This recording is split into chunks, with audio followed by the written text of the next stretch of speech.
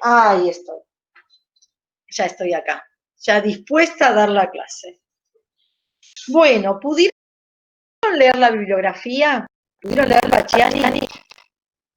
Contéstenme si no, sí, Pacciani y Raffin. Yo lo que voy a hacer en la clase de hoy es tomar ambos autores, presentarlos y tratar de avanzar lo más posible. Yo ya tengo el tema de su trabajo práctico que van digamos, a entregar el 6 de julio.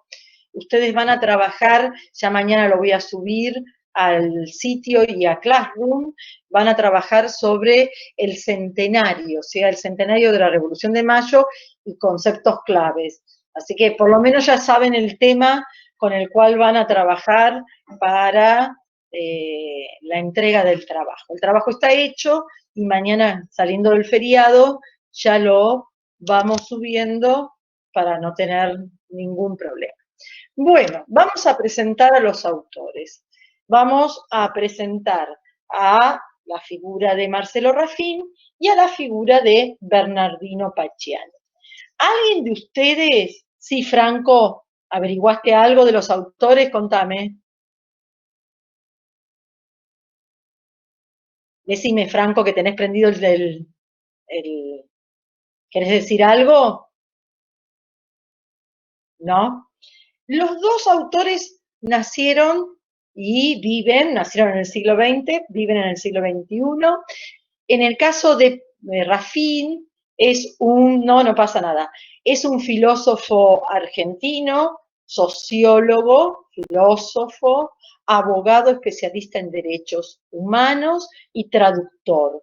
¿Sí? Hay varios trabajos, él da clase en la Facultad de Derecho, es jefe de una cátedra de sociología, hace unos años también tenía Sociedad y Estado, una persona muy joven, con varios títulos universitarios obtenidos en la Universidad de Buenos Aires y fuera del territorio. Y en el caso del licenciado Bernardino Pacciani, también nacido siglo XX, siglo XXI, un hombre también joven, es profesor de historia, licenciado en historia y especialista en didáctica aplicada a la historia, o sea, en todo lo que es cómo dar una clase y demás. Ahora empezamos a trabajar con la guía que yo les di y vamos a ubicarnos los dos autores en tiempo y espacio. Y se viene la primera pregunta. ¿De qué siglo aproximadamente a qué siglo trabajan estos autores? ¿De qué siglo? O sea, no una fecha exacta, ¿no es cierto? ¿De qué siglo a qué siglo abarcan estos autores? No, siglo XX, no. O sea, siglo XX no. ¿De cuándo a cuándo? A ver. Del siglo XV, puede ser, siglo XIII, siglo XV. ¿Hasta cuándo? Hasta el siglo XIX. Bien. Es una respuesta muy cercana a la correcta. Si uno toma en líneas generales, trabajan fundamentalmente del siglo XV, en el caso de Raffin al XIX, en el caso de Pacciani al siglo XX, más especialmente hacia 1970, la crisis del petróleo, en el caso de Bernardino Pacciani. Entonces, siglo XV, ahora vamos a ver por qué, al siglo XIX, XX. Y geográficamente hablando, ¿sobre qué continentes trata? Y dentro de esos continentes, ¿qué países son los más nombrados? ¿Sí? ¿Qué países son los más nombrados? A ver, ¿quién quiere decir? Continente que trabajan y países más nombrados. Se centra más que nada en Europa y nombra, por ejemplo... Agustina tiene la palabra, sí. Agustina Pángaro. A ver, ¿qué estabas diciendo? No sé quién estaba hablando, tenía prendida Agustina. A ver quién otra. No, Violeta. Violeta, vamos, Violeta. que se centra en Europa, por más de que también nombra, por ejemplo, Japón, pero va más que nada al continente europeo y habla correcto. mucho sobre Inglaterra, nombra Italia, Perfecto, después también habla de perfecto. Estados Unidos, pero es como más Bien, si periférico. tendríamos que decir qué continente de los que uno conoce nombra más, lejos es Europa. Nombra Asia, ahora cuando lo empecemos a explicar vamos a ver que Asia está presente por varias razones, pero Europa es el epicentro de este estudio y ahora vamos a ver por qué.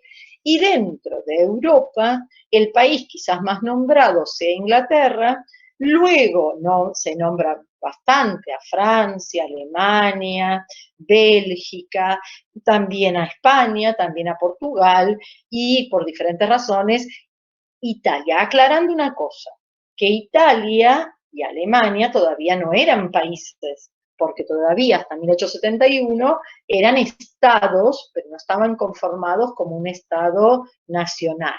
Los estados nacionales eran Francia, eran España, Portugal y Gran Bretaña. Bien, ya tenemos quienes escribieron, qué época abarcan, y ahora vamos a ir a los conceptos claves. 3 conceptos claves. La clase de hoy tiene 3 conceptos claves. Capitalismo, mundialización, globalización. Lo reitero por si alguien no lo escuchó. Capitalismo, mundialización y globalización. Acá lo que tenemos que dejar en claro, y acá tomo a Bernardino Pacciani, que es el que un poco define esto, que hay autores que consideran que la globalización es algo que nació post caída del muro de Berlín, 1989, ¿sí? Post fin de la Guerra Fría, como el fin de la historia, como la posmodernidad, como una nueva etapa. El autor Pacciani no va a trabajar con esta acepción, sino que va a trabajar con una que compartimos todos los miembros de la cátedra, que es que la globalización existe desde el siglo XV, y lo que él va a hacer es historizar, ir contándonos todo el proceso de cómo se fue haciendo internacional el capitalismo. Esto nos tiene que quedar en claro, ¿no es cierto? Vamos a trabajar con todo el proceso de mundialización. El trabajo de Bernardino Pacciani y el de Marcelo Raffin son de este mismo libro, que se publicó hace 14 años, en el 2006. Y el trabajo de Bernardino Pacciani fue escrito específicamente para ustedes, o sea, que está dirigido a alumnos que están ingresando en el ciclo básico común. Y obsérvense la forma de trabajar de Bernardino Pacciani, ¿no? Que el capítulo es lineal en cuanto digamos, a lo temporal, y a su vez está dividido en capitulitos, como en titulitos. ¿Para qué está dividido en títulos? Para que el que está leyendo vaya haciendo parar. Eso es muy útil. Cuando uno lee, está muy bueno decir, a ver, hasta acá, ¿qué es lo que entendí? Lo único, no es una corrección al autor, tiene que ver con la época que se escribió. Si alguien tiene el material delante lo tiene cercano, comienza diciendo en los últimos 20 años. Eso hay que contemplarlo en el 2006, o sea que tendríamos que decir en los últimos 34 años, pero eso el que lo lee, si leyó la fecha que se escribió, ya lo va a tener en cuenta. Ahora vamos a ir a la definición de capitalismo. El capitalismo es un modo de producción que se comienza a gestar en este siglo XIV-XV y que continúa hasta hoy. Y que tiene 3 características básicas y que este autor y también Raffin las van a caracterizar. Estas 3 características básicas son propiedad privada. Esto es el principio número 1 del capitalismo, la propiedad privada. pensemos juntos todo el grupo. Hasta el siglo XIII-XIV y un poquito más también, el artesano era dueño de su taller y era dueño de los medios de producción. El telar, el que necesitaba otro, la rueca, le pertenecía, o sea que él era dueño de ese elemento con el cual producía. Los cuentos infantiles están ubicados la mayoría en el medioevo y aparece todo este relato, ¿no es cierto? Todo esto que estoy comentando. Con el capitalismo, ¿qué va a suceder? Los dueños de los medios de producción van a ser una minoría de la población mundial, que va a ser la burguesía, ¿sí? Que hoy vamos a retomar todo el tiempo y que la vamos a volver a hacer presente. Yo subí el sábado al sitio y a Classroom un mini vocabulario de definición de burguesía, Estado, división internacional del trabajo, capitalismo. ¿Lo pudieron ver en el sitio o en el Classroom? ¿Lo vieron? Contesten, tomen vida. Ah, bueno, bárbaro. Eso no es para que se lo estudien de memoria, es simplemente para que se ubiquen cuando están leyendo, dicen, es como hacerle un mini diccionario. Muchas gracias, la mayoría me está diciendo que lo vio, así que les agradezco muchísimo.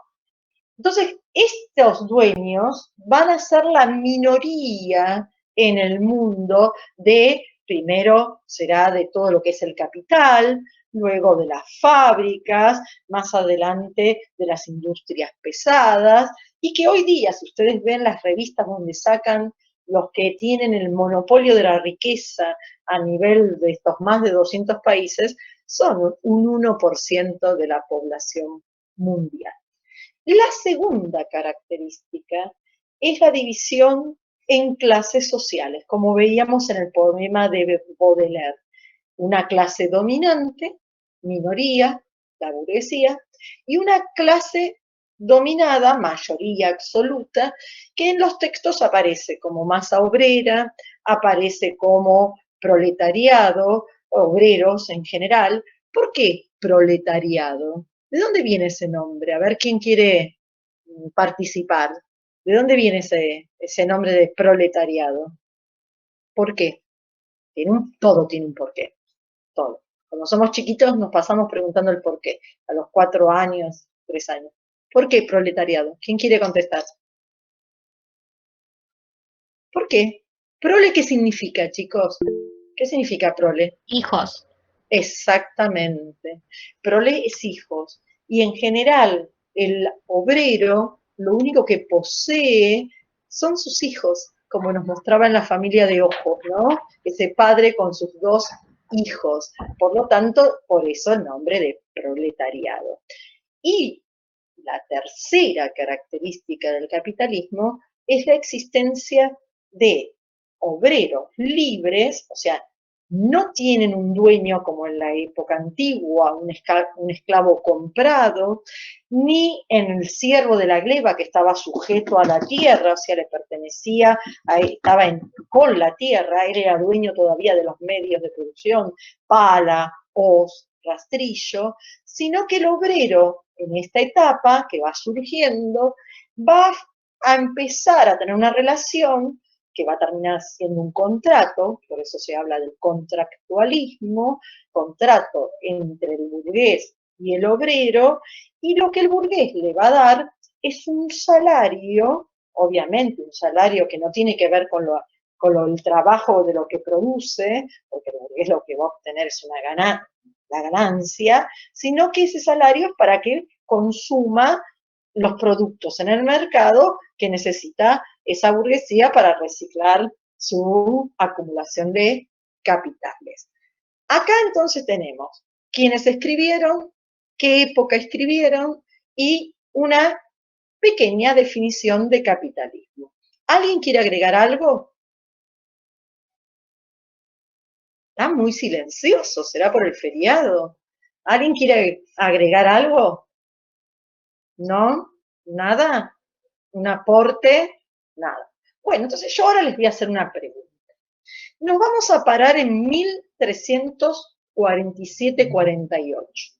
1347-48. nos estamos refiriendo a la peste negra. Y les voy a hacer estas preguntas. ¿De dónde a dónde se llevó esa peste? Que fue una epidemia, no llegó a ser pandemia, ahora vamos a ver por qué. ¿Y cómo se enteraban de esa epidemia el resto, ¿sí?, del mundo? Y caracterizar esa época, la de la peste negra. A ver. ¿Puede ser que haya llegado de Asia con los Llegó de mongoles? Asia, llegó de Asia. ¿Y por qué medio llegó de Asia? Por los mongoles, ¿no era? No me refiero a personas, sino llegó a través de los barcos, de las bodegas claro. de los barcos, porque la peste negra era transmitida por las ratas, por las pulgas de las ratas, y las ratas que estaban infectadas iban infectando a las personas. Se llama peste negra o peste bubónica. ¿Por qué la estoy nombrando? Porque esa peste negra, con otros elementos, obviamente nada es unicausal, va a mostrar un antes y un después. Es la crisis del siglo XIV, ¿no? Es la etapa de la crisis del siglo XIV, crisis de la sociedad feudal, sociedad agraria, sociedad estamental, de una sociedad que es una sociedad donde los reyes no tienen poder, los reyes, los que tienen el poder son los señores, condes, duques, marqueses, para que les venga, si vieron películas, hay una película muy buena para ver para esta etapa, y el libro excelente, que se llama El nombre de la rosa, de Humberto Eco. ¿Alguien la vio? Yo. Sí. El nombre de la rosa. Silvia, Sí. ¿la viste? Sí, hasta me hicieron hacer un trabajo. Mira, hasta te hicieron, suena como fuerte, hasta Sí, te hicieron hacer un trabajo. Es una muy buena película, tiene Sí. una muy buena ambientación, recrearon hasta la ropa de la Edad Media. ¡Qué bueno! Y lo que la película, no importa el que no la vio, no hay problema, simplemente era una acotación, la película refleja esa historia y refleja el rol de la Iglesia durante la Edad Media, más específicamente en la sociedad feudal. Fíjense que la mayoría de los llamados santos nacieron en general en la Edad Media, ¿no? Para poner un ejemplo sería San Francisco de Asís, pero si alguno tiene un santoral y empieza a buscar cuándo nacieron los santos, la mayoría son siglo XII, XIII, XIV, porque la Iglesia tenía el monopolio del saber, el monopolio religioso obviamente, pero el monopolio del saber. El saber estaba concentrado en las abadías, en los monasterios, no había imprenta, los únicos libros que se podían acceder estaban en esos monasterios, y lo que hacía la Iglesia, que esta película lo muestra, pero de manera estupenda, es determinar qué libros estaban permitidos para leer y cuáles estaban prohibidos. Y fíjense, durante la Edad Media, los libros prohibidos eran los libros de Grecia y Roma que hablaban de las palabras política, democracia, república. Estaban prohibidos los libros de Platón, de Aristóteles, de Tucídides, de Polígono. Podríamos estar nombrando muchos autores que estaban en el área de lo prohibido. Entonces, esa Edad Media y sobre todo sociedad feudal, la Iglesia tenía un rol clave. Las personas vivían un promedio de 35 o 40 años, sobre todo el siervo de la gleba, sobre todo el campesino, el artesano. O sea, era muy raro que alguien conozca a sus abuelos. Se conocía a los padres, pero no se conocían como hoy. Hoy hay, seguro alguno de ustedes conoce a su bisabuela, ¿sí? Y hay casos de tatarabuela. Esperen que sigue entrando gente y le estamos dando la entrada. A su tatarabuela. Entonces, ¿qué va a suceder? Esta sociedad que venía rigiendo el mundo de europeo occidental desde el siglo IX hasta esta crisis del siglo XIV, entra en crisis. La palabra crisis no es una palabra negativa por sí. La palabra crisis, dejo pasar al colectivo. La palabra crisis significa cambio, cambios. Va a haber cambios. Obviamente puede haber cambios que favorezcan a unos, que favorezcan a otros. Y cuando esta crisis, ¿sí?, del siglo XIV se empieza a superar, la hambruna se supera, la epidemia con muchos muertos, en este caso se está hablando de 30 millones de muertos en un año en Europa Occidental, lo que va a suceder es que lo que va a suceder es que este hombre, sobre todo hombre digo porque el lugar de la mujer no era destacado, por eso no se refiere a seres humanos, todos dicen el hombre, estos burgueses que pudieron acceder al saber a través de las universidades, que consiguieron leer algún libro que tradujeron los musulmanes, que llevaban a lo largo del Mediterráneo, eran los grandes traductores, ¿no es cierto? Había traductores famosos de los textos antiguos, van a empezar a replantear una historia. Y acá me quiero parar. Y acá es lo que nosotros le habíamos pedido, yo particularmente, que hagan una línea de tiempo. La línea de tiempo que yo les había pedido en el texto de Pacciani era para ver la mundialización del capitalismo. Si ustedes tienen a mano la línea de tiempo, tendría que estar hecha del siglo XV al siglo XX. Siglo XV al XX. Recordamos que una muy buena línea de tiempo tiene que tener cada siglo los mismos centímetros. No es que uno la puede hacer de 3 un siglo, de 4 otro, sino que si decidís 5 centímetros, bueno, todos los siglos van a tener 5 centímetros.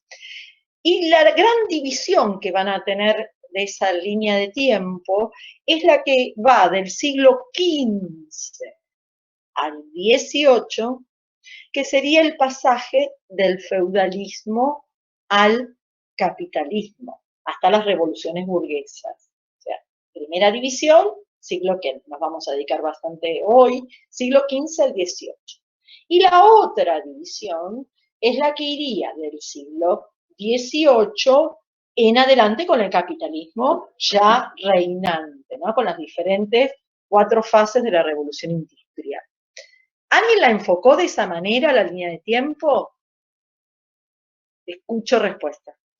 Sí, yo. Sí, sí. ¿Sí? Bueno, qué bueno, qué bueno, qué bueno. Ahora lo que vamos a hacer es ir completando esas 2 grandes divisiones del siglo XV al XVIII y luego del XVIII en adelante.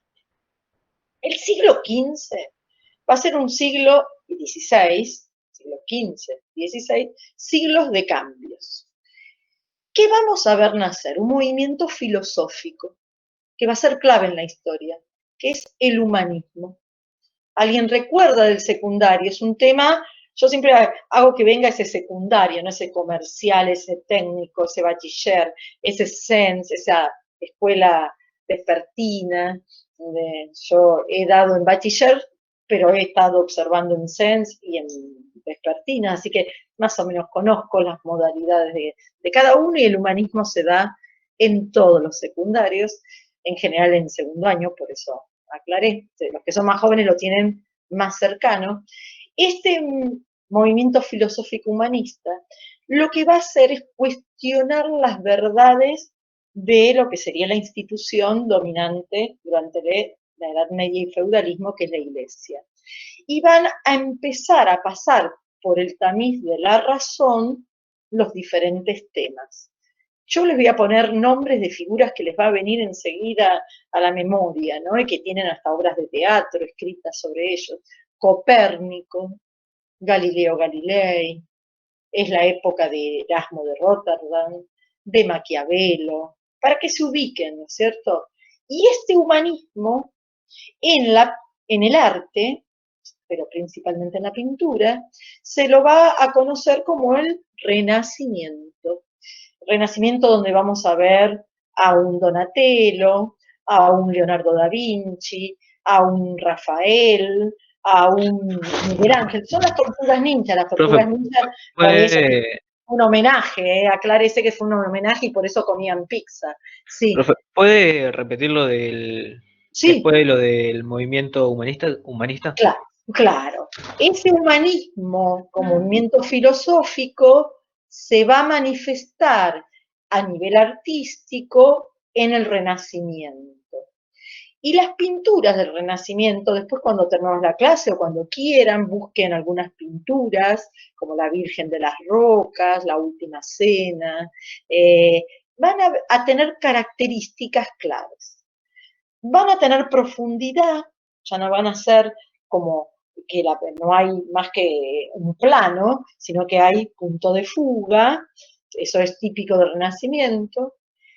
Ya los pintores empiezan a firmar las obras, esto es importantísimo, o sea, empieza ese individuo a tener importancia y por eso firma, esto lo hice yo, Leonardo da Vinci, no es propiedad del que me pagó, sino que yo soy también autor, y de hecho eso es muy interesante, pero los colores son colores pasteles predominantemente, y lo que va a suceder es que empiezan a aparecer en la cara sentimientos de alegría, de dolor. Todavía no se pinta al aire libre, pero se hace aparecer la naturaleza por detrás. Muy interesante ver en todas las pinturas del Renacimiento esas características. Eso seguro lo vieron en la materia que uno llama plástica o arte, depende también en qué época cursaron. Eso se trabaja muchísimo desde esa materia. Una de Entonces, estas puede ser la fragua de Vulcano, la pintura esta de Velázquez. es un poquito posterior.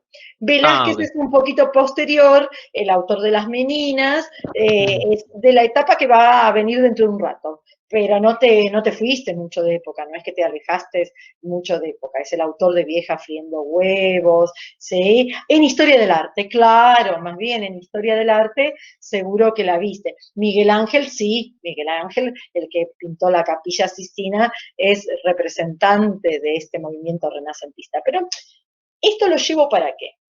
En esta etapa, lo que se va a notar claramente es un pasaje de Dios como centro a el hombre como centro. Esto se llama pasaje del teocentrismo al antropocentrismo. Todo tiene que ver absolutamente con todo.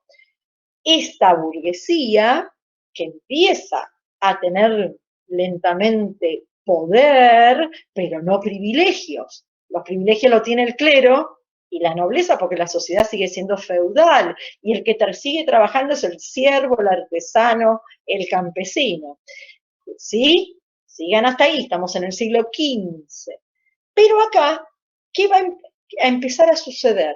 Que esta burguesía, que tiene capitales desde hace 100 años, 200 años, va a empezar a demostrar su poder. Decíamos la clase pasada, dándole préstamos al que lo necesite, cobrándole intereses. Eso enoja mucho a la iglesia. La iglesia dice que eso es afán de lucro, que es una locura, pero la persona te presta 10 chelines, quiere 12 por si acaso, ¿no? Crean los bancos en Italia, digamos más específicamente en la zona del norte de Italia, en Florencia, o sea, los primeros bancos son de esta época histórica, y empieza todo un proceso en esta transición del feudalismo al capitalismo, donde nosotros vamos a tomar en cuenta 3 puntos claves. Uno es la doctrina económica predominante. Otro es el régimen político. Y otro va a ser las características que van cambiando dentro de la sociedad. Reitero, por si alguien no lo escuchó, doctrina económica predominante, régimen político y tipo de sociedad. ¿Qué va a suceder en este siglo XV? Va a pasar algo a final del siglo XV, ¿no es cierto? Los turcos toman Constantinopla. Constantinopla era la ciudad clave para la época, para el comercio, para unir Europa y Asia. Y realmente, por ese pasaje, venían 3 elementos, 3 productos o 4 básicos ¿Qué venía de Asia a Europa? ¿Qué recuerdan que venía de Asia a Europa como productos claves? Especias, telas. Bien, vamos, está bien, perfecto. Venían especias, sal, vamos a poner sal, las especias como pimienta, azafrán, todas las que se les vaya a ocurrir, canela, todas las que se les vaya ocurriendo, ahora vamos a ver, metales preciosos, oro y plata, y seda. Esas eran las 4 bases. La sal y las especias, imprescindible porque era la heladera de la época, la heladera, o sea, la forma de conservar la comida. No tengo estos productos, no puedo conservar absolutamente nada. Por lo tanto, son claves, ¿no? El oro y la plata es necesario para acuñar moneda, no había papel billete en ese momento. Todo era moneda de oro y plata, hecha cada una individualmente, por eso tenían formas distintas por las matrices que las iban aplastando.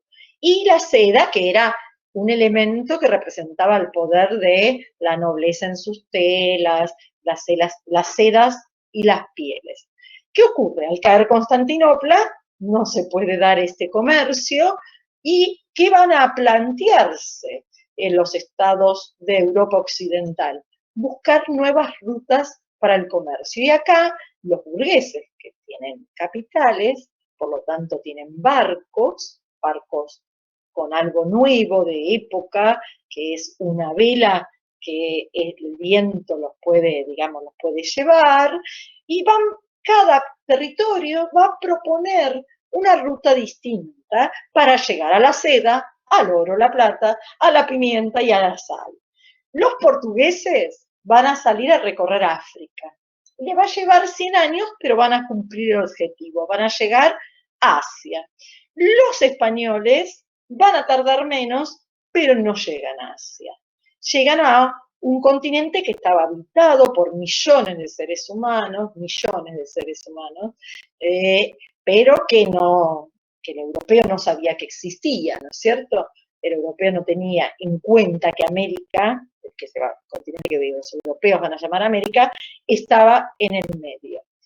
En este instante lo que se va a dar, lo que se va a suceder, es que este nuevo continente se va a transformar a 4 décadas posteriores de la llegada de Colón en el lugar donde está el oro y la plata, que España va a sustraerle al continente, sacársela a los incas, a los aztecas, y llevarla para Europa, y los países que se van a terminar beneficiando son los países que tienen una burguesía fuerte y que tienen una industria incipiente. Principalmente se benefician los burgueses de Inglaterra y los burgueses de Alemania, los Führer, ¿sí? Son los que más dinero van a recibir. España no se va a enriquecer con la conquista de América. Pero ¿qué va a suceder? Y acá viene uno de los conceptos que yo les decía recién. Surge una doctrina económica que muy bien explica Bernardino Pacciani y que también enuncia Marcelo Raffin, que es la teoría mercantilista. ¿En qué consiste la teoría? Pregunta para ustedes, ¿eh? ¿En qué consiste la teoría mercantilista? A ver, los escuchamos. Una síntesis, ¿eh? No estoy diciendo que hagan una maestría ni un tratado. ¿En qué consiste? Los que hacen economía, los que en el secundario estudiaron economía. ¿Qué es el mercantilismo? A ver, ¿quién quiere hablar? Vamos, una frasecita. A lo sumo se pueden equivocar, más de eso en la vida no nos suele pasar. Vamos. Hola, profe, ¿me escucha? Sí, perfectamente. El mercantilismo no es la comercialización por fuera de las unidades políticas. A ver, no, digamos, no sería esa la definición. La teoría mercantilista lo que genera, digamos, lo que propone es un lema: vender mucho, comprar poco, fortalecer la industria nacional y a su vez un Estado que sea un Estado interventor y protector de esa industria nacional, ¿sí? Claro, ¿No era como la que acá un decía compañero me que dice, el mercantilismo lo que dice, un país es rico si tiene metales preciosos. Un eso? país tiene riqueza si tiene metales preciosos. No tiene metales preciosos, no hay riqueza. Y esos metales preciosos hay que acumularlos y desarrollar una industria que sea necesaria para que el otro me la compre. Acá va a empezar a tallar mucho Inglaterra, que tiene una burguesía fuerte, exactamente, Tobías, es el proteccionismo.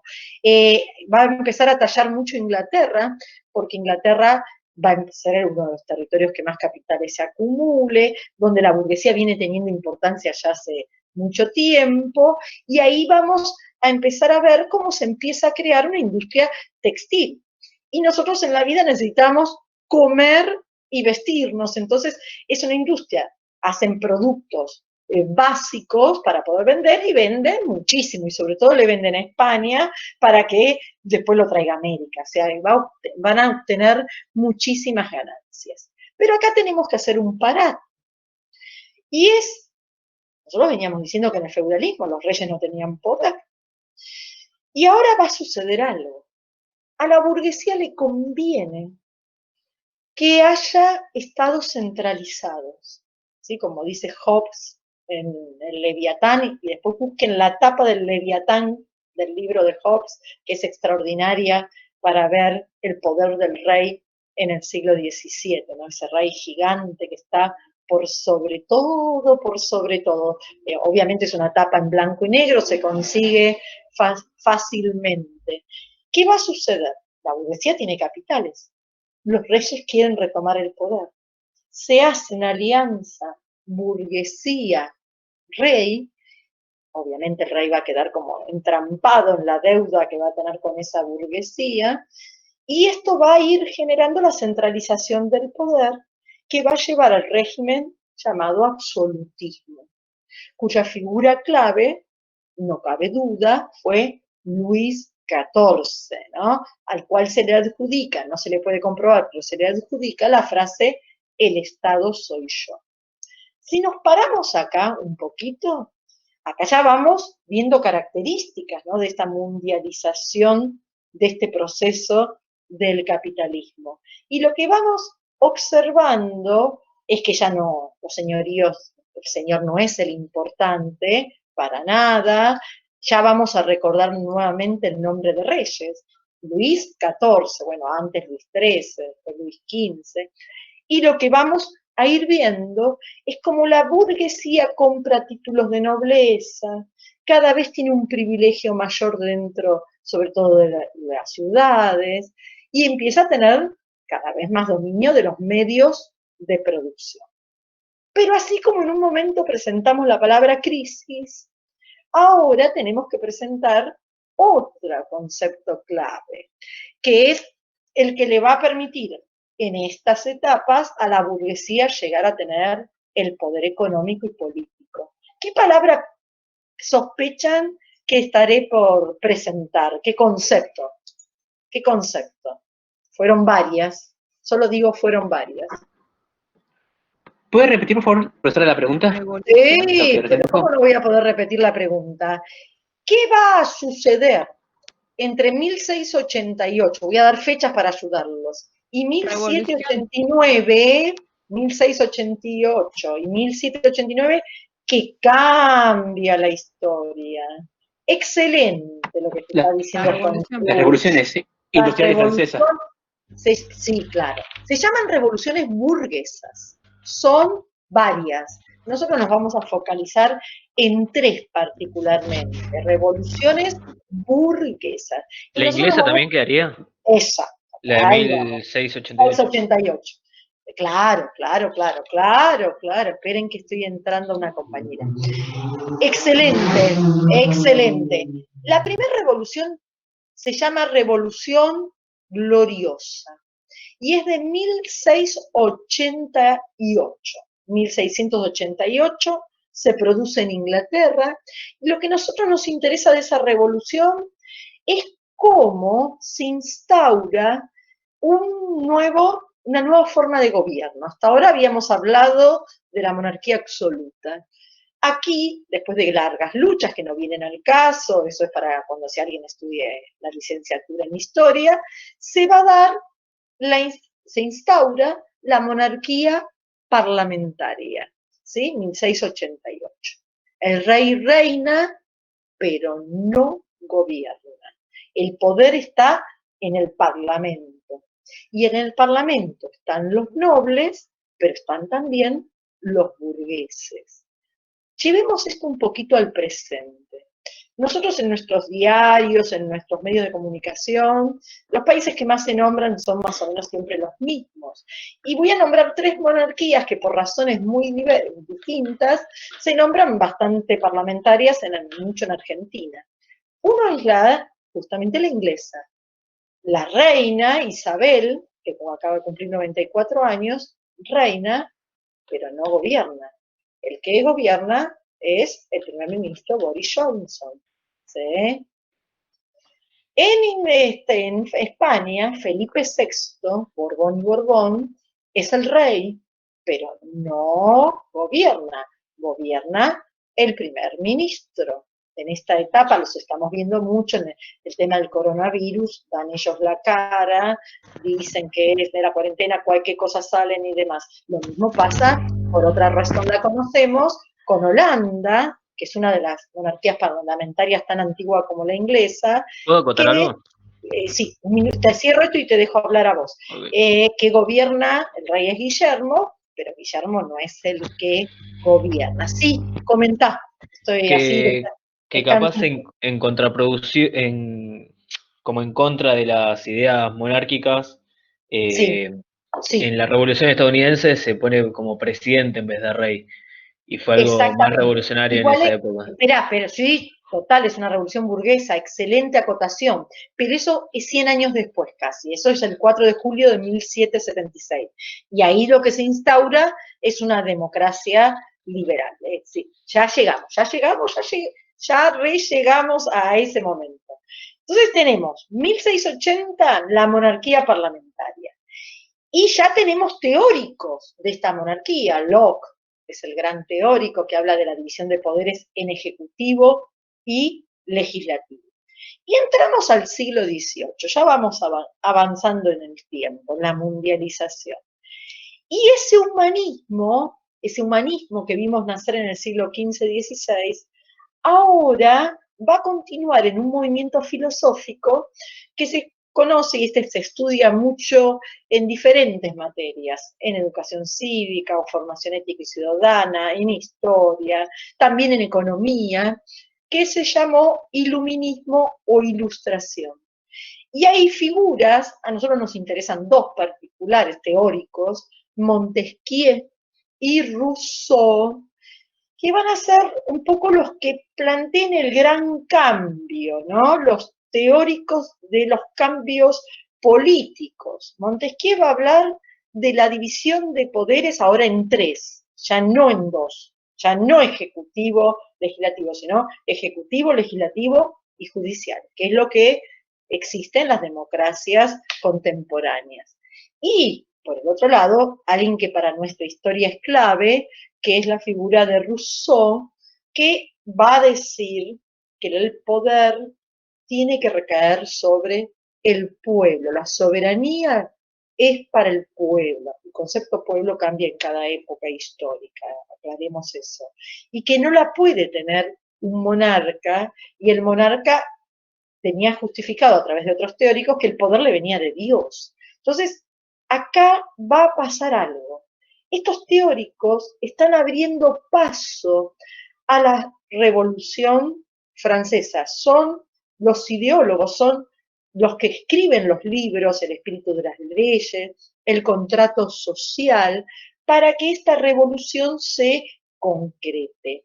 Así como el compañero recién habló de la revolución en Estados Unidos, de la cual no nos vamos a dedicar mucho, nos vamos a dedicar más a estas 2, la revolución francesa y la industrial es el momento donde la burguesía, que nació en el siglo XII, que empezó a tener visibilidad en el siglo XV, que fue siendo todo ese proceso de mecenas, de prestamistas, ahora se queda como arriba de la pirámide se queda con el poder político, económico, y es el que va a manejar al que está por debajo. Vamos a detenernos en la Revolución Francesa. Quieren acotar, acoten, agreguen, aporten, todo lo que quieran. Estamos en el proceso de mundialización, ¿no es cierto?, del capitalismo. ¿Qué quieren agregar? Profesor, una pregunta. Sí, siempre digan Con la el Revolución nombre. Francesa, Sí. soy Ariel Domínguez. Vamos. Con la Ariel. Revolución Francesa, ¿fue como la caída de la monarquía absoluta en Europa ya eso? A ver, la Revolución Francesa tira abajo a la monarquía absoluta, no en la primera fase. En la primera fase se instaura una monarquía parlamentaria, es el origen casi del fin, pero lo que realmente le pone fin la Revolución Francesa es a la sociedad feudal. El 4 de agosto de 1789 se va a poner fin a la servidumbre, o sea, a la idea del siervo de la gleba.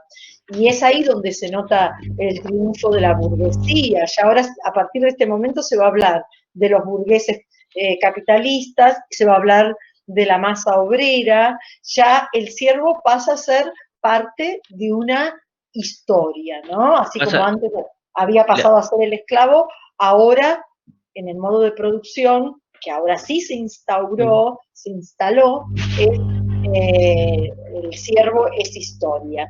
Obviamente que va contra la monarquía absoluta, pero fíjate que en la primera fase de la Revolución Francesa, los burgueses dejan a Luis XVI como rey parlamentario, pero lo dejan como rey. Lo Como una guillotinan, figura. sí, lo guillotinan porque él se quiere escapar o quiere buscar ayuda para recomponer esa monarquía absoluta, y encima disfrazado, bueno, como muy bien muestran todas las películas que hablan del tema o los libros, ahí es cuando determinan en la segunda fase, determinar su guillotinamiento. Quiere decir que acá se termina la alianza de rey y burguesía. Y la Declaración de los Derechos del Hombre y del Ciudadano está redactada por la burguesía. Por lo tanto, lo que hace la burguesía es interesantísimo. Lean esos artículos de la Declaración de los Derechos del Hombre y del Ciudadano. Es garantizarse lo que sería la base del capitalismo. Se garantiza la propiedad privada. Se garantiza el poder del Estado de manejar la seguridad pública. Se garantiza todo lo que es, ¿sí?, la recaudación de impuestos, quiénes van a poder votar. Todo eso lo determina la burguesía. Por eso no es que al obrero le cambia la vida la Revolución Francesa.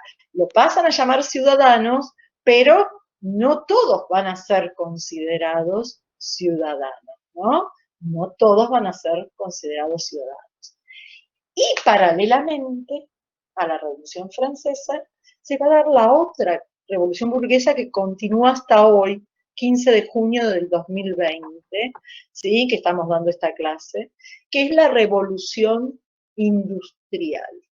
La revolución industrial se inicia aproximadamente entre 1760 y 1770 en Inglaterra, país que tenía mayor cantidad de capitales porque había triunfado la teoría mercantilista, la intervención del Estado, habían desarrollado industria, tenían muy buen sistema educativo, excelente sistema educativo, ¿sí? Recordemos figuras como Newton de esa época, todos los avances que los ingleses habían realizado, mucho desarrollo del área de la educación, y en 1760 esta sería la segunda gran revolución económica que se da en el mundo, económica, digamos, y de forma de vida. La anterior había sido en el 10.000 a.C., la neolítica, el pasaje del nomadismo al sedentarismo, de la agricultura, de buscar la comida a la agricultura, digamos, a establecerse en un lugar. Eso fue en el 10.000 a.C. Y ahora viene esta revolución, que es la revolución industrial, que va a cambiar absolutamente todo, sigue hasta hoy dividida en 4 fases. Vamos a ver cuáles son esas fases. La primera, 1750-1850. Se incorpora el vapor. Hasta ese momento la fuente de energía, desde el 10.000 a.C. hasta 1750-60 fueron las mismas. Fuerza humana, fuerza animal, ¿Puedes repetir la fecha, por viento, favor? la primera fase, Sí. 1750 aproximadamente a 1850. 1750, 1850 aproximadamente. Gracias. Siempre son fechas aproximadas. Hasta 1750 las fuentes de energía eran la humana, la animal, el viento, el agua y el fuego.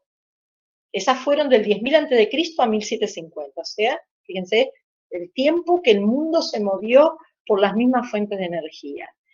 A partir de este momento que estamos transitando, se incorpora el vapor. El vapor especialmente en la industria textil. Inglaterra va a ser de entrada el único país que se va a industrializar. O sea, el despegue es en Inglaterra, donde la burguesía era fuerte. Va a haber casi 60, 70 años que solo los ingleses van a tener las industrias para vender mucho, lo que decía el mercantilismo, y comprar poco. Obviamente que la competencia, porque acá nace otra teoría, ya no es el mercantilismo, nace una teoría que nos suena a los oídos de todo el mundo, que es la teoría liberal, su ideólogo Adam Smith. Y esta teoría liberal, con este teórico Adam Smith, le va a decir que el Estado ya no tiene que intervenir, que tiene que dejar hacer a la oferta del mercado, a la compra-venta, el mercado se va a manejar solo. O sea, por un lado el Estado, por el otro el mercado. Y es lo que se instaura a partir de esta primera fase de revolución industrial. Y el mundo se empieza a dividir lentamente en países que producen productos industriales y países que producen productos primarios. Esta primera fase finaliza aproximadamente hacia 1850, ¿sí? Y acá entramos en lo que a nuestra materia más le importa, y que se relaciona con el poema de Baudelaire, que trabajamos la clase pasada, con el texto de Marshall Berman, que es la segunda fase, 1850-1950, que es donde se empieza, digamos, se encuentra el petróleo, se aplica la electricidad como medio de producción, y esta etapa, 1850-1950, va a tener una característica. Se va a hacer planetaria. El capitalismo empieza a lograr lo que quería, que algo que pase en Inglaterra o que pase en Alemania va a repercutir en el resto del mundo. Ahora vamos a ver una crisis que se va a dar en esta etapa que ya va a repercutir en nuestro territorio, en Argentina.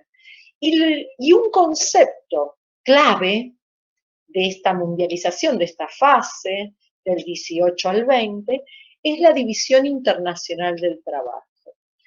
Va a haber países que produzcan materia prima y los países que producen industria. Pensemos en el hoy, 15 de junio del 2020. ¿Cuántos países se reúnen cuando quieren definir por las políticas del mundo? Nosotros somos más de 200 países, el mundo está formado por más de 200 países. ¿Cuántos países se reúnen para determinar la vida de los otros? ¿Cuántos? Alrededor de 20. Eso es con un lujo, ese es el lujo. El G20 es un lujo. En general se reúne el G7 o el G8, ¿sí?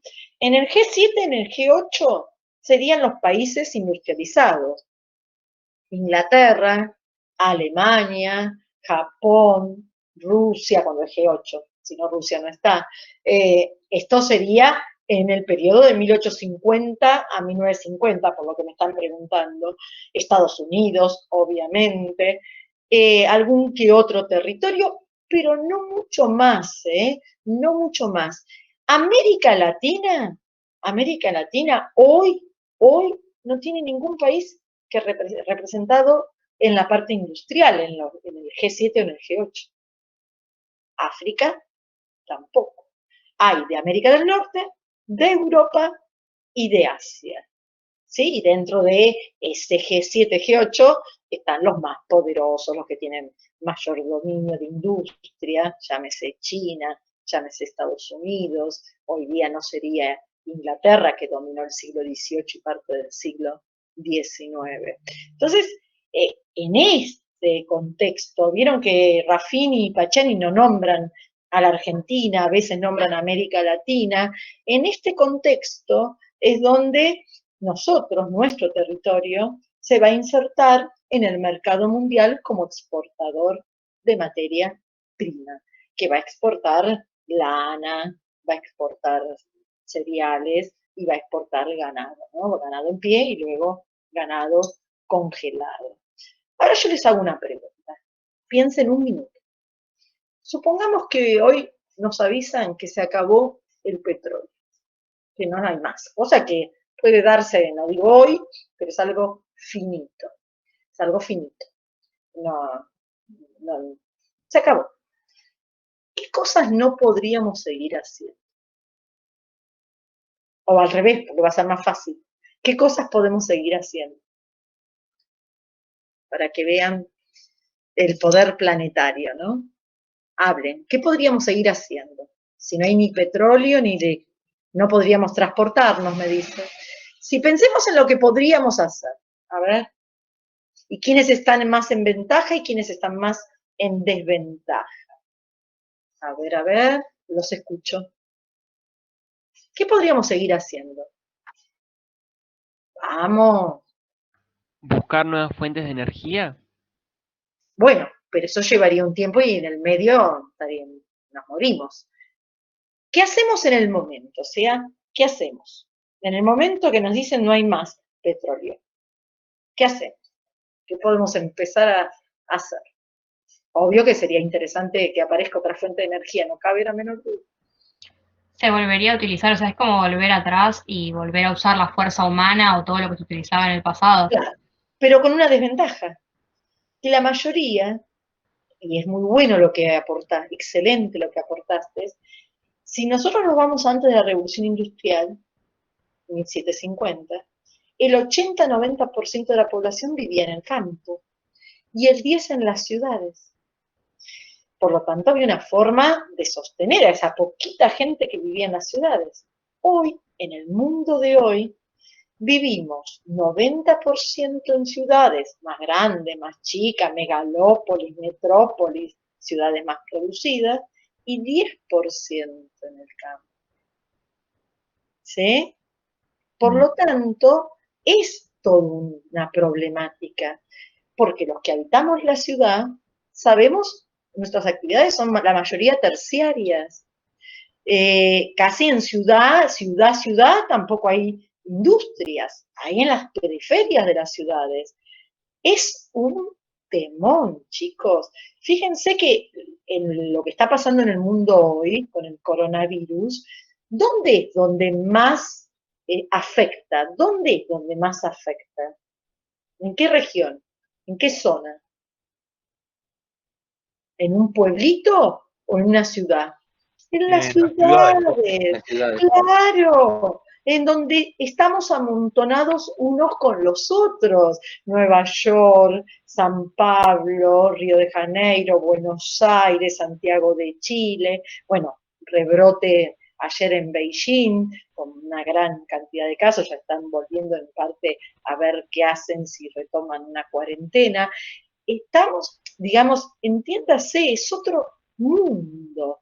La revolución industrial provocó muchos avances tecnológicos, pero a su vez nos hizo que no podemos resolver nuestra propia vida. En todos los países del mundo, ¿qué se dejó como esencial para que la gente sobrevivamos en las cuarentenas? ¿Qué se dejó como esencial? En todos los países. 2 cosas básicas, 9 se dejaron acá, pero 2 cosas básicas. ¿Qué se dejaron? ¿Qué se dejó? A ver, ayuden.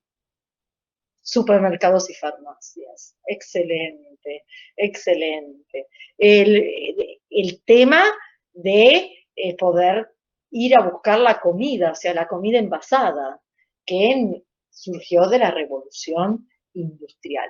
Y en todo este proceso estamos ahora viendo aparecer de nuevo una palabra, pero ya no es con el sentido del siglo XIV, que era la crisis del lugar, sino que se va a venir la primer crisis del capitalismo. Las crisis, como dice Quiroga, son propias del capitalismo, que no hay capitalismo sin crisis.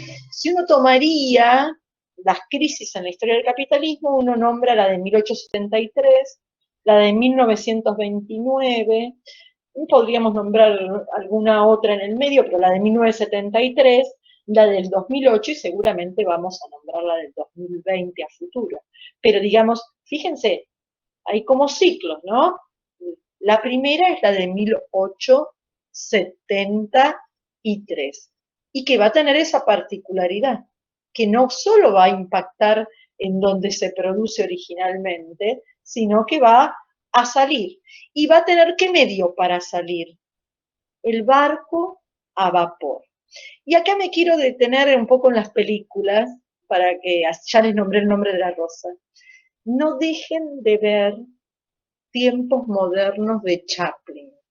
Es un peliculón. Ah, yo la puedo seguir viendo, creo que ya Sí, me sí, cargaban en el sí. secundario porque cuando se cortaba la imagen la seguía representando Es sola. O sea, buenísima. puedo actuarla, no soy buena actriz, pero puedo actuarla porque la vi no sé cuántas veces.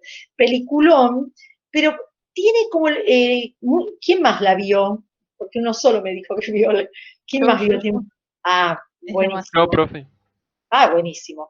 Yo les doy un consejo. Esta se consigue gratis. Esta no hay que poner un solo peso. Van a YouTube y se meten. Si no la quieren ver toda, no la vean. Porque para los jóvenes de hoy ver en blanco y negro, sin hablar, les cuesta un poquito. Pero vean los primeros 20 minutos. Los primeros 20 minutos. Que nos va a mostrar lo que va a pasar en esta segunda fase de la revolución industrial, 1850-1950, ¿no? La idea de que cada vez el obrero tiene que rendir más, porque tiene que dar mayor ganancia.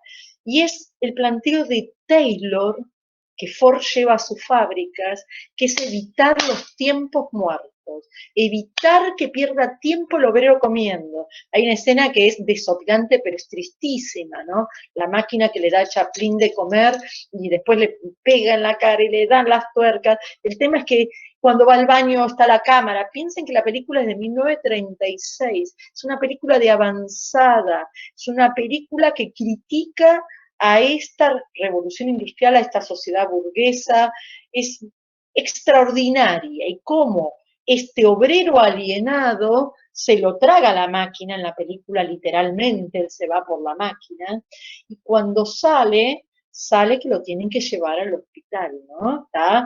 Pero al hospital no muestran que haya quedado quebrado, sino afectado psicológicamente. El que la vio recordará lo que estoy contando, y el que no dirá, bueno, si tengo un ratito, esos 20 minutos, la voy observando. Pregunten Es hasta solo puro acá, esa película. ¿eh? Es solo puro esa película, así que vale la pena más de 20 Vale la minutos. pena, vale la pena. Mira, la de Humberto Eco, El nombre de la rosa, esta, Tiempos modernos, pero si tengo que elegir para la materia, elijo que vean esos 20 minutos de Tiempos modernos que se consigue aparte fácilmente y que es emotiva. Pero de Chaplin, si algún día tienen tiempo, vean El inmigrante también, que es un corto, dura poco. Esa también la vi, es buenísima. Pero qué buen El secundario. corto es buenísimo, sí. Julieta, ¿la viste porque te la dieron en el secundario o por decisión propia? No, por decisión propia, soy bastante fan del cine, así Ya que lo veo, ya lo veo, ya lo veo, me encanta, me encanta. El cine, la imagen es fundamental. Vean películas. Voy a salir haciendo una propaganda. Vean películas. Bueno, pregunten hasta acá. Hace una hora exacta que habla la profesora. Una hora. Ahora yo quiero que alguien empiece a preguntar, a agregar, a decir, y yo después les voy a decir cosas que tienen que hacer. Vamos. Vamos. Estoy siempre yo, no puede ser. ¿Quién quiere hablar? ¿Quién quiere aportar? Profe, ¿la puedo interrumpir un segundo como para volver a algo que Es había lo que, dicho antes? es lo que estoy diciendo, sí, sí, Bueno, sí. cuando usted habló de lo del petróleo, creo que hoy en día se están llevando nuevas formas para que poco a poco se deje usar eso y se usen gases más naturales y menos residuales para el ambiente. Sí, Sé que todavía recién. no debe llegar a los aviones ni nada así, pero No, no, no, pero es un proceso muy lento, no es para un día para el otro, ¿eh? No es para un día para el otro. Hay, no recuerdo el nombre, es un documental que muestra un hecho que sucedió en 1965, un hecho real, ¿eh? Un hecho real, en Nueva York, 1965. Se cortó la luz en toda Nueva York. Un corte de, esos, de luz que dejó a gente adentro, 1965, no es hoy, hace 55 años, adentro de los ascensores, en los subtes, y todo lo que va pasando en esas 24 horas, ¿no? La gente que se quiere escapar de la ciudad, ir al campo, la lucha de como el más apto, los que dicen no voy a poder celebrar, no voy a poder volver a ver, no había celular, no había ni la batería de un celular para decir me quedé acá, nada. Entonces no es tan fácil, sí que hay intentos, pero no, son procesos, en los procesos a veces no sobrevivimos, voy a poner yo como no sobrevivimos todos, porque no es tan fácil, pero gracias por el aporte y sí, claro que es real, es real. Pero que poco se cumplen, ¿no? El tema de los gases tóxicos y demás. Otro tema. Otra pregunta, otra. Y quiero hacer una pregunta, a ver, acá sí pueden participar todos, porque me gustaría conocerlos un poco más. ¿Quién de ustedes no es de Capital Federal? El otro día me hablaron de Merlo, pero eso es cerquita. Leí los textos que me mandaron dos compañeros que me encantaron. ¿De dónde sos, Franco? Y ahora te pregunto, Cami. Bueno, son un montón. ¿De dónde sos, Franco? Franco Barrientos, de Chaco. Violeta, ¿de dónde sos? Del Gran Buenos Aires.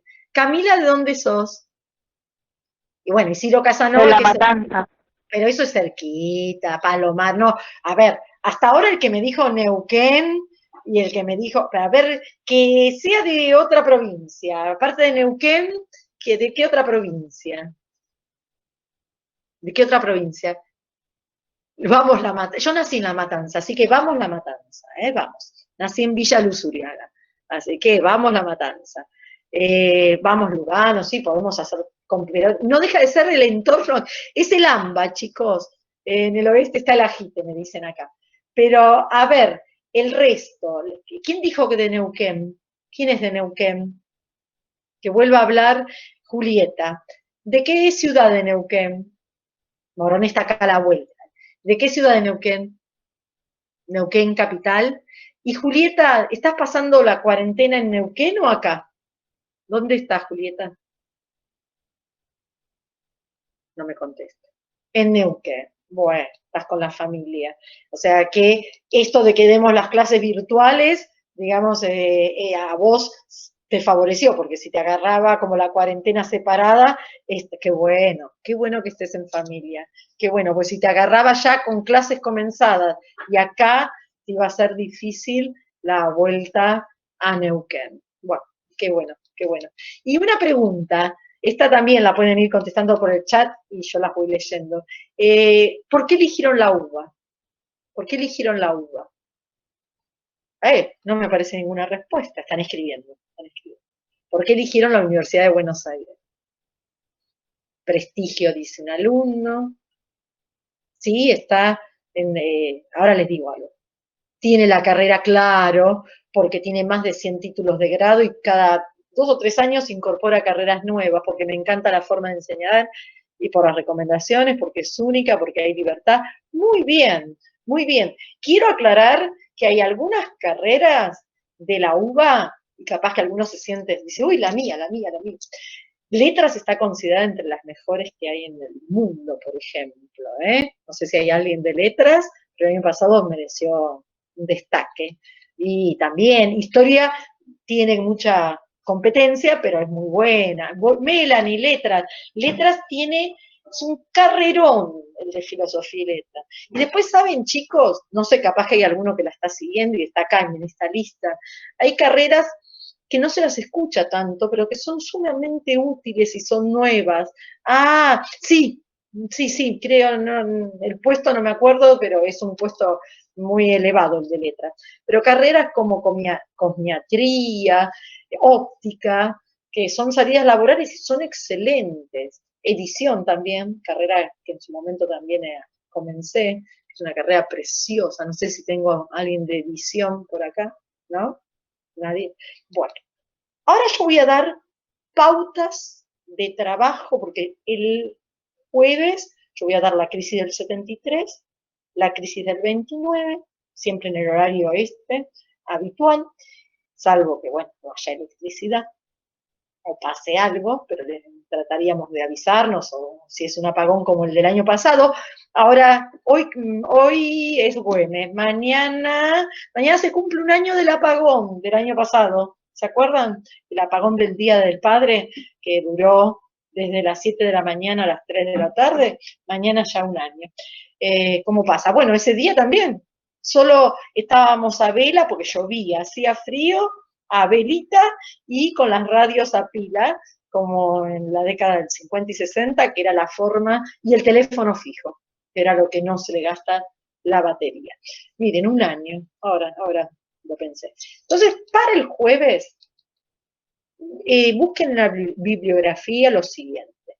Causas y consecuencias de la crisis del 73, causas y consecuencias de la crisis del 73, y causas y consecuencias de la crisis del 29.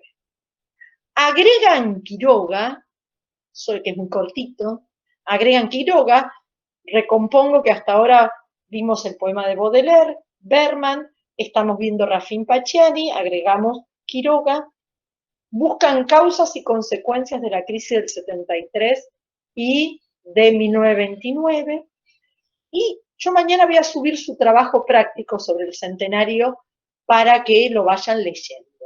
Y el jueves vamos a dedicarle bastante a explicar ese trabajo práctico.